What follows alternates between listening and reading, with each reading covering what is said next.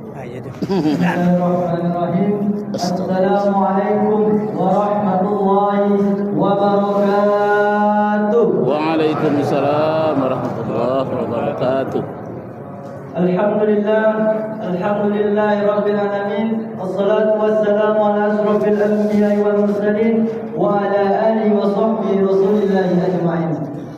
Bersyukur kita kepada Allah Subhanahu wa taala dengan mengucapkan alhamdulillah, berkat nikmat sehat serta dengan karunia-Nya sehingga kita dapat berkumpul di masjid yang sama-sama kita cintai ini dalam rangka melaksanakan salat Isya berjamaah, dan insyaallah akan disambung dengan salat tarawih berjamaah. Bersalawat kita kepada baginda Rasulullah sallallahu alaihi wasallam dengan melafazkan Allahumma shalli ala sayyidina Muhammad wa ala ali sayyidina Muhammad. Baiklah, tanpa memperpanjang kata mukadimah, langsung saja kita mulai acara kita pada malam hari ini dengan bacakan basmalah. Bismillahirrahmanirrahim. Acara yang pertama yakni MC yang sedang berlangsung. Acara selanjutnya adalah kajian yang Ramadan yang akan disampaikan oleh Al-Ustaz Dr. Haji Muhammad Rakib Jamali SH MAG. Kepada Al-Ustaz, waktu dan tempat dipersilakan. Siapa ya? Astaghfirullah.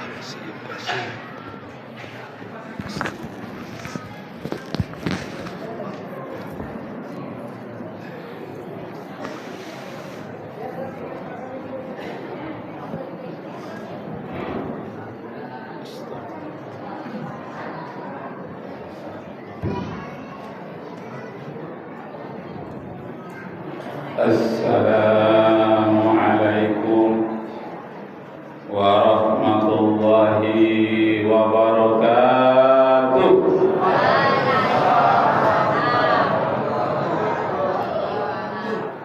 Nashkurullaha syukran katsira bi qiraatil hamdalah ala hidayatihi wa taufiqihi alladhi nahnu na'isu biha wa nusalli wa nusallimu ala sayyidina Muhammadin ala juhdihi wa bazlihi litablighi syara'i'illah hidayatan lana. Amma ba'd. Bapak Ibu kaum muslimin, jamaah tarawih malam kedua ya. Malam kedua, alhamdulillah kita dalam keadaan sehat, segar bugar, tidak kurang satu apapun. Nama saya tadi telah dipanggil oleh Pak Protokol. Nama saya M. Rakib Jamari. M-nya itu malaikat. Malaikat Rakib. Rakib itu terdiri dari 5 huruf RAKIB. Rajin, aktif, kreatif, insya Allah berhasil. Ujungnya ada Jamari. Jawa, Minang, Aceh, Riau, Indonesia. Baiklah, kajian kita pada malam hari ini tentang menyikapi khilafiyah. Khilafiyah itu beda pendapat. Bagaimana kita menyikapi?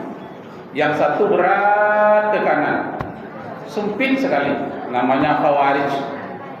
Yang satu longgar, selonggar-longgarnya, sebelah kiri, namanya liberal.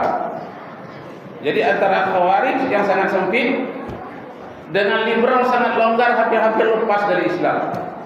Yang khawarij sangat sempit, saking sempitnya tidak ada kita yang betul lagi. Salah semua, dia aja yang betul sendiri.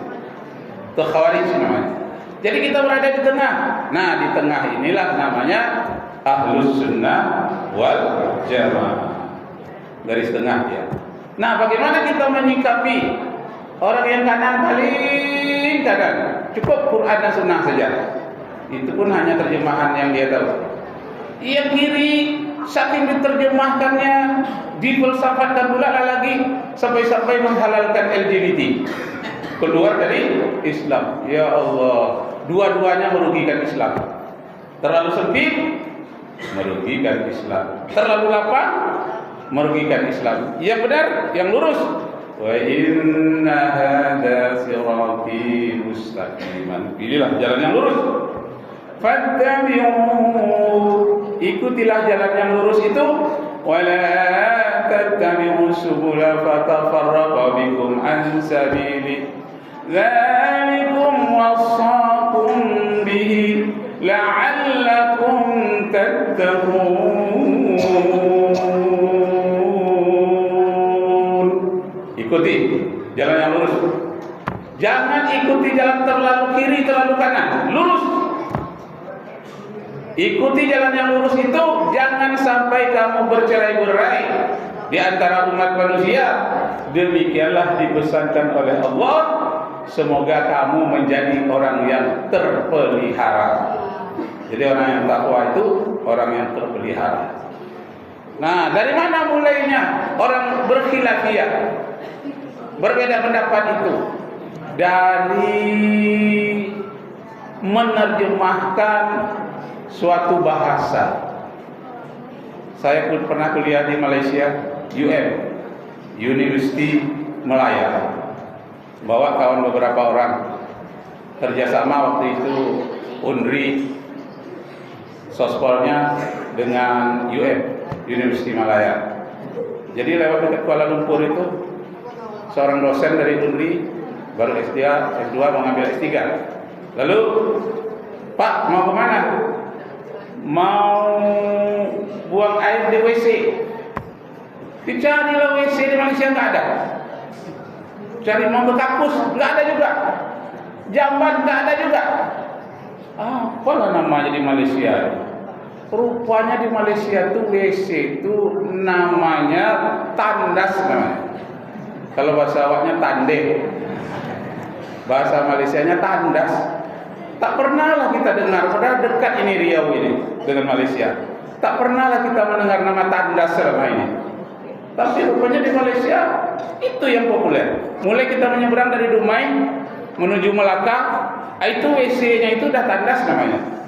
Tidak ada WC lagi sampai ke Melaka terus ke Kuala Lumpur. Nah, jadi perbedaan bahasa menyebabkan orang berkhilafiyah, berbeda pendapat. Nah, Pak mau kemana? Tak jadi buang air besar, nggak jadi. Itu kan ada di situ rest room, tempat istirahat. Iya, pergi saya ke sana, tapi ada tulis di situ. Apa tulisnya? Khusus untuk kaki tangan pejabat. Tulisnya di Malaysia. Jadi saya mau buang air besar, buang air kecil tidak jadi, saya hanya cuci tangan, cuci kaki, saya langsung keluar. Kenapa hanya cuci kaki, cuci tangan? Karena di situ ditulis khusus untuk kaki tangan pejabat. Nah, sudah cuci kaki, cuci tangan, saya langsung pergi. Payahlah Bapak menahan air besar. Iya. Ayo sampai dengan saya. Bilang, Cik, permisi ya, mau buang air besar, air kecil. Ya sila Cik. Nah, lalu bisa buang air di sana. Sudah keluar. Tadi kok tidak bisa? Dikatakan. Iya, saya tidak bertanya dengan orang itu. Hanya saya baca saja tulisan khusus untuk kaki tangan pejabat. Rupanya bahasa Malaysia khusus kaki tangan pejabat, khusus untuk karyawan kantor. Itu artinya kaki tangan itu artinya karyawan, pejabat itu artinya kantor. Beda dengan kita. Kalau kita pejabat itu pemimpin lah ya. Kalau mereka pejabat itu kantor, kaki tangan karyawan. Jadi khusus untuk kaki tangan pejabat, khusus untuk karyawan kantor. Tapi kita yang menumpang sebagai tamu boleh menumpang buang air di situ. Nah, di dalam mobil menuju ke Kuala Lumpur naik taksi, barulah dia menceritakan. Untung ada Pak Rakib katanya. Kenapa?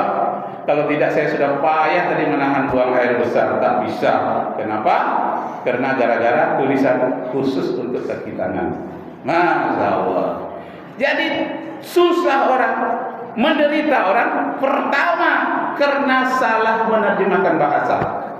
Yang kedua karena tidak mau bertanya. Padahal ayat Al-Quran mengatakan was'alu ahlaz zikri in kuntum la